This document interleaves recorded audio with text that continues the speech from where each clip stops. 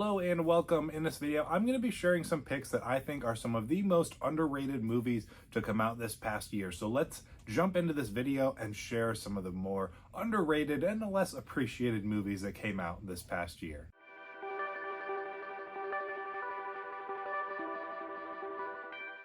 Welcome once again, my name is Austin, and this channel is all about helping you to dig deeper and go further to better understand faith and film and everything that's in between. If that sounds exciting to you, make sure you click the subscribe button down below so you don't miss out on any future content. As we get ready to wrap up the 2022 year, we're in the month of December right now, just a couple of weeks left. I wanted to, obviously I'm still putting together my top 10 favorite movies of the year list, but I wanted to put together a short video kind of going through some of the movies that I consider more underrated. Now, some of these may be on my top 10 list at the end of the year, some of them may not, but at the very least, I wanted to give them kind of an honorable mention and their own kind of light to shine in. So without further ado, let's get started with my first pick. First, I'm going to go with the movie The Good Nurse. The Good Nurse is a Netflix original movie that is starring Jessica Chastain and Eddie Redmayne. This was a really pleasant surprise. I had not really known anything about this movie leading up to it, and then I saw a couple of promotional videos about it.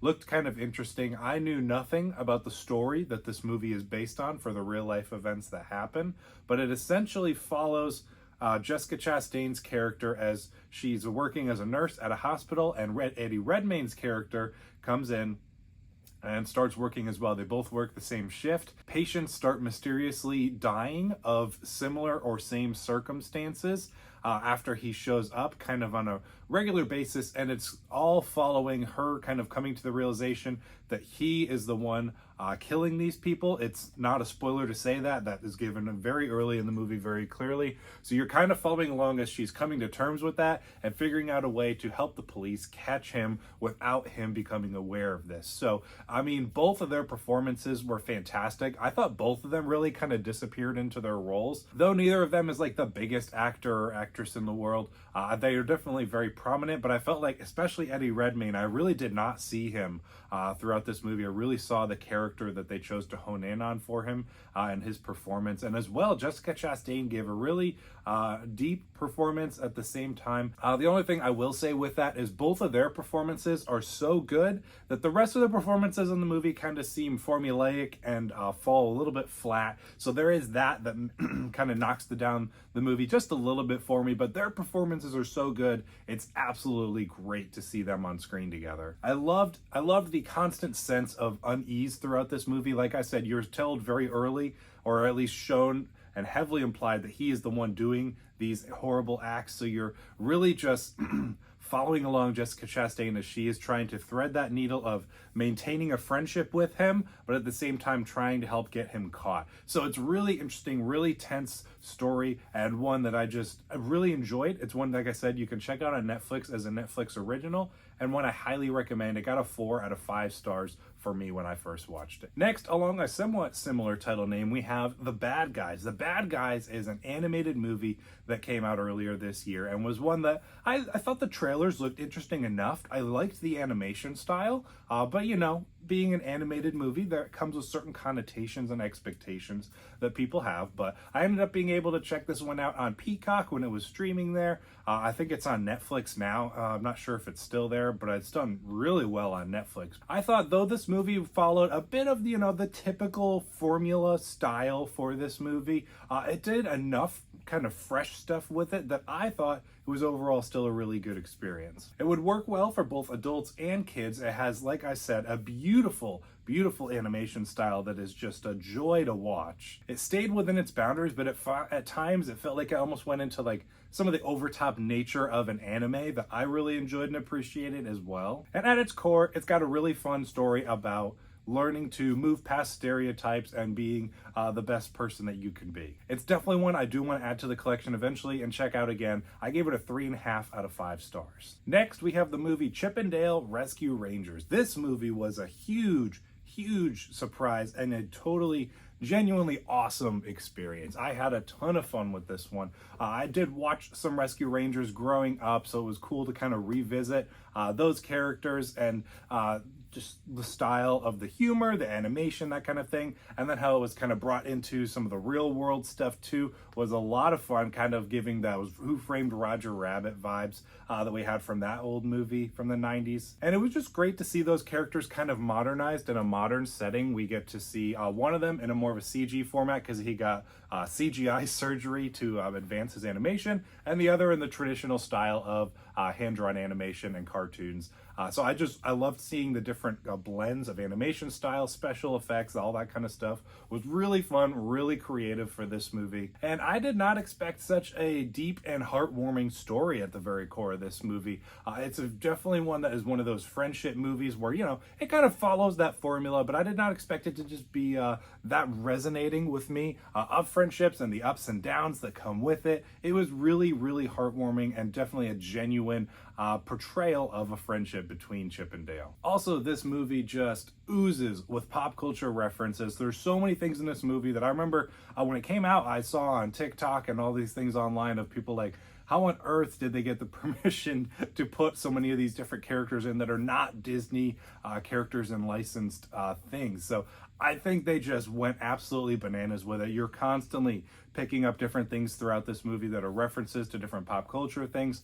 Ugly Sonic being one of the highlights for sure, but just a great movie all around. And besides, you know, even with all of those crazy pop culture references all throughout, there's still a really strong, really powerful story at the core. I also gave this movie a 4 out of 5 stars. Next, we have the movie Bullet Train. This is easily one of the best and most fun action movies to come out this past year. I absolutely love this one, done by one of the directors of Deadpool, as well as some other great action movies that we've gotten over the past 5 or so years. This movie has style, creative and interesting characters, and a crazy story to tie it all together. The action sequences are easily the standout for this movie. Like I said, there's so much style done with them, with the just dramatic pushing in and out of the cameras, the different angles they choose for the sequences, all of this stuff just combined together make for what I think are some of the most creative and inventive action sequences to come out in a movie this year. It's fast-paced and equally gritty and glamorous. There's a really quirky nature to a lot of the dialogue. Brad Pitt is hilarious in his main role, as well as the supporting characters who, in some senses, don't always get as much of a spotlight as it would have been as maybe some people would have liked, but I thought it had a really good balance for as much of their for as many characters as there are in this movie. Each got a moment to shine, and like I said, it all came together for just a really funny, quirky script with a lot of really punchy dialogue that I really enjoyed. Similar to The Bad Guys, in some ways, I almost felt like I was watching a live action anime for this movie as well, with the way that they did their action and fight choreography. Like I said, it's just so creative and inventive. The studio that did this one is just one of those studios that you could always expect fantastic stunt work from them, no matter how the rest of the movie comes out. While some might consider the story for this movie to be a bit convoluted with so many different characters and backstories and all that kind of stuff, I found the frantic nature to kind of complement the rest of the movie and all that was taking place. It made for a cohesive thing that was all coming together in a, like I said, chaotic and frantic way, but it was consistent, and I thought that really played off well. I wish I could have seen this one on the big screen, but I did catch it when it dropped on Netflix just a couple of weeks ago. I highly, highly recommend checking it out. It's a really fun watch. Like I said, it's a bit more of a divisive movie. Not everyone loved this one. It's got to be kind of up your alley with that stylistic choices that they go with, but I thoroughly loved it, enjoyed it. I gave it a 4 out of 5 stars. Next and last, we have the movie that actually inspired me to want to do this list. Originally, I was going to just do a video talking about this movie, but I decided let's just talk about some of the other more underrated movies to come out this year. So finally, we're talking about The Outfit. The Outfit, I remember seeing trailers for it way at the beginning of this year and thought, that looks really cool. I'm looking forward to checking that one out. And then I never heard of it. I don't even remember it coming out in theaters. But then it dropped on Prime Video, I think a month or two ago, and I watched it there and absolutely loved it. I had a ton of fun with it. I was totally enthralled throughout this movie as it took its twists and turns along the way with all these different reveals and secrets. It's incredibly well written with top-notch dialogue and performances that I really was totally engrossed in those conversations that were taking place. Mark Rylance is easily the standout for the movie as he gives a gentle, but at the same time, intriguing performance. He plays a cutter working at a tailor shop, so he does all the cutting and forming for the suits. And I could have just watched him work on and voiceover talk about Suits for 2 hours. That's how engaging he is as a character, and the genuine just passion that oozes off of him through his performance. I loved it. The crime thriller nature of this story really does kick in really hard and really well. It's really interesting and fun to watch the conversations that take place, people trying to hide things from each other. It really flows really, really well. I almost would want to watch a stage performance version of this movie, because the whole movie takes place in this tailor shop. It's like a one location movie.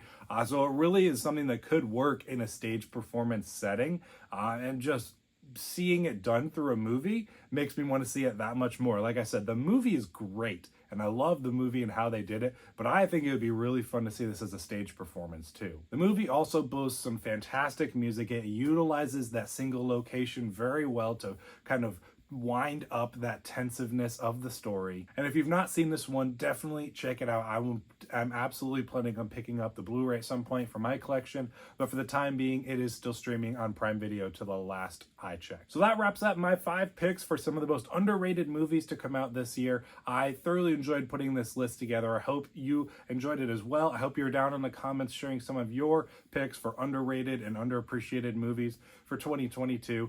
Look to my top 10 for the year coming sometime in January. I'm not sure if I'm going to be able to finish up as much of the movies as I want to before the year wraps up, so I might push my top 10 a little bit later than usual, but nonetheless, I'm really excited to get that video out there because it's always one of my favorite videos to do every year.